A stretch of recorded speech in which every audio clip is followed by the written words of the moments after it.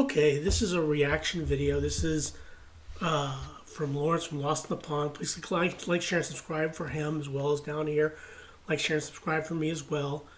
British thunderstorms ain't got nothing on America. Let's see what this is all about.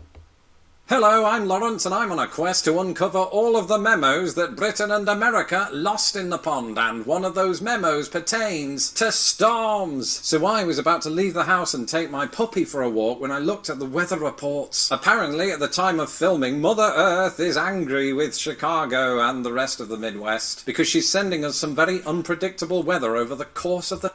Yeah, thunderstorms in the Midwest are pretty bad. Sometimes you even get tornadoes and things like that, which are bad.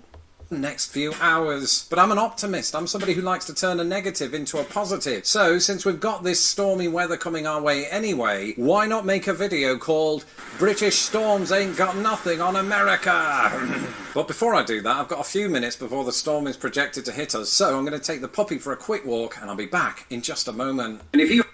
Well, good luck. I hope you'll be able to get the puppy out for a good walk before the storm hit. If you haven't subscribed to this channel, do that now. Well, Arthur, Yeah, please click like, share, and subscribe for him as well as down there for me. I would appreciate it. I think the weather reports must be wrong. It's really dry out here. Where are you going? Oh, Arthur, you know I haven't run since the camel incident of 1998. Keep going then, Arthur. Keep going. Thunder's coming. The rain's coming. We've got to get home.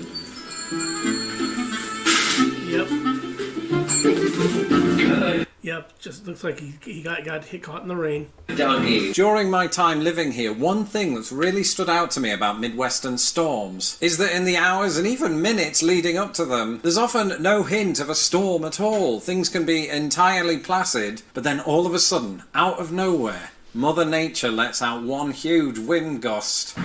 Yeah, that's usually how it happens in the United States. Whenever, like in, you know, you're driving. Sometimes you're just driving around outside. It's nice and warm. You got the window down, and next thing you know, you feel all of a sudden the wind starts to pick up and rain starts coming hard, and next thing you know, you hear thunder showers, and you're in the middle of a downpour.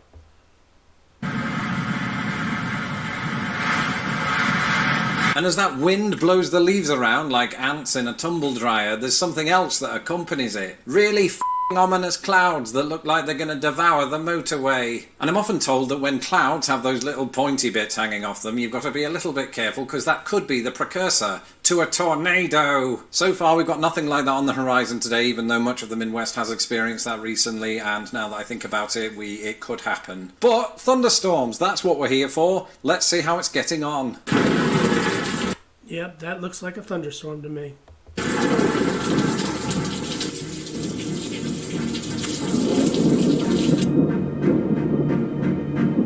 Amazingly, amid all of this rumbling that's going on, my animals have been handling it quite well. I was never really concerned about my cat, who's experienced this many times during the 13 years he's been on this planet. Thankfully, unlike some cats, he's not under the misapprehension that he's hearing a giant vacuum cleaner, and just looks at the storm with the scorn that it deserves. And Arthur, a little puppy, experiencing his first ever thunderstorm, at least on my watch. And mostly, in terms of the thunderstorm, he's fine. He spent most of it chewing on his toy because he's going through some dental pains like all puppies do at this age, poor little bugger. By far and away, the southern United States sees more thunderstorms than anywhere else in the nation, with 4... Yeah, I'm going to be down in Florida next week, so I'm going to be interesting to see what it's going to be like down there. It's supposed to be in the mid-70s, so it should be all right. Myers, Florida, recording an average of 89 thunderstorms per year. Mental. But I've just learned that one of the most devastating thunderstorm complexes occurred here in the Midwest. Back in 2012, when I was still living in central Indiana, a fast-moving derecho emerged in Iowa before sweeping its way through Illinois and then clear to the Atlantic coast. On its path of destruction, it claimed the lives of 22 people and brought damages of $2.9 billion. And having experienced the derecho of 2020, I'm familiar with how such storms often coincide with the hot temperatures of summer, but they're not uncommon here in early spring as the thermometer flirts with the 60s, the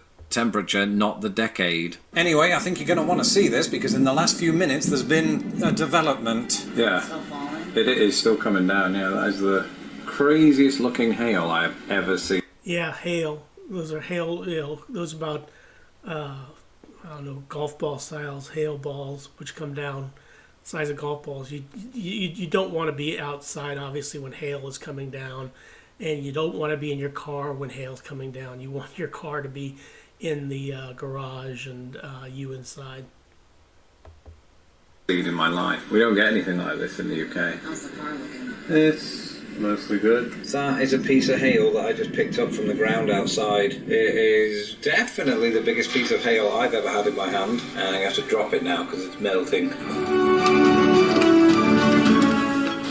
America is no stranger to large pieces of hail that hail from America. In fact, by comparison, some pieces make the segment that I held in my hand look like a fairy fly, albeit a frozen one. You see, I read today that in 2010, a piece of hail measuring almost 8 inches in diameter came down in Vivian, South Dakota. It remains the largest hailstone ever recorded in the history of Earth's history. The second largest was found in Nebraska some 7 years earlier, proving once...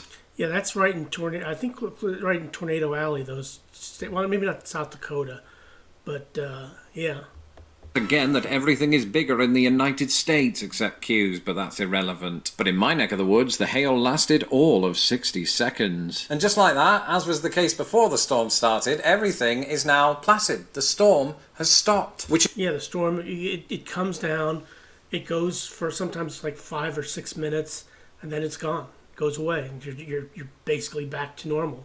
It's good news for Arthur because we can now take him on that longer walk, and I've just realised he's going to run through all of the sloshy mud. All right, Tara, are you ready? It turns out neither of us were ready for what happened next.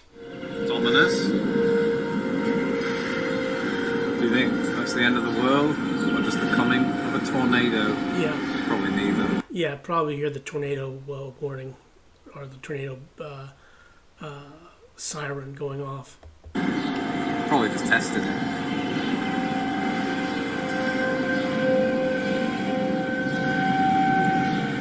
Probably go and find out. This was no test. Just when we thought it was safe to go back into the water, an even bigger shark was emerging from the deep. The Chicagoland area was under a tornado warning. And to be clear, the shark bit was a metaphor, I hope. Yeah, I know you like looking at the wind, Kafka, but we've got to go. So, currently in the Pittsburgh potty, I have toilet roll for no real reason. We decided, since it's only a few minutes, this tornado warning that's in effect, we wouldn't bring down the whole crate, we'd just bring him down on a leash and let him roam a little bit. Kafka doesn't have that luxury, because if he did, he would tear Arthur to pieces, not literally, but they do tend to fight. So yeah, we are just seeing it out. It's supposed to only last about 12 minutes or something like that, and that's pretty normal. I mean, these tornado warnings don't last long, really. The weather's... Yeah, they generally don't. Tornadoes don't last a whole long time. They generally are down and then they're basically over, but they do cause a lot of damage. Systems move pretty fast. Kafka's trying to escape as we speak. You want any words for your audience? I know, I hate putting you in here, but, you know, gotta take these precautions. And, I'm tired. Among the world's countries, the United States in particular is synonymous with tornadoes. In fact, of the 67 tornadoes powerful enough in history to have been classed as an F5, 59 were recorded in the US, and that number is even higher if you account for Brock Lesnar. And in 1925, one of those F5s became the deadliest in US history when it ripped through Missouri, Illinois, and Indiana along the longest tornado path ever recorded. In total, this one tornado claimed the lives of almost... Yeah, that usually doesn't happen very long. The tornado path usually doesn't go very long, but that one, I do remember that one.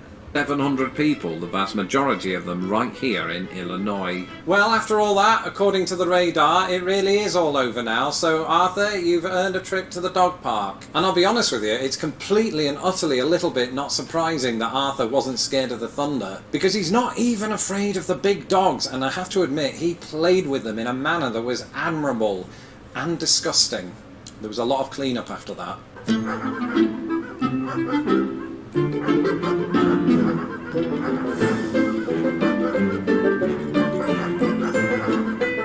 Well, after all that drama, that's it for this episode. Let me know in the comments below if you've ever experienced a storm quite like this one. I'm Lawrence Brown. Don't forget to follow me on Instagram and Twitter, and be sure to subscribe to this channel so that I don't have to. And a big thank you to my patrons who make these videos possible. They even paid for the thunderstorm. If you would like to become a patron of Lost in the Pond and support everything I do, you can do so today at patreon.com/lostinthepond.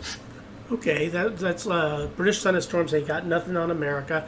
And yeah, I've been through my share of thunderstorms in the United States that have been pretty bad. I remember there was a tornado in my house I lived in another part of out east, which literally ripped the foundation of a tree, of a giant tree, out of its just ripped at it from its roots, just yanked it out. It was an amazing thing to see after it was all said and done with. We thought it was a tornado that went through there, but we weren't sure because we didn't see it. But anyway, that's what British thunderstorms ain't got nothing on America. Please click like, share, and subscribe for Lawrence and Lost in the Pond, as well as for me, Scott Dover's Interesting World, just right down there. I would appreciate it. Have a good rest of your day. Thanks for watching.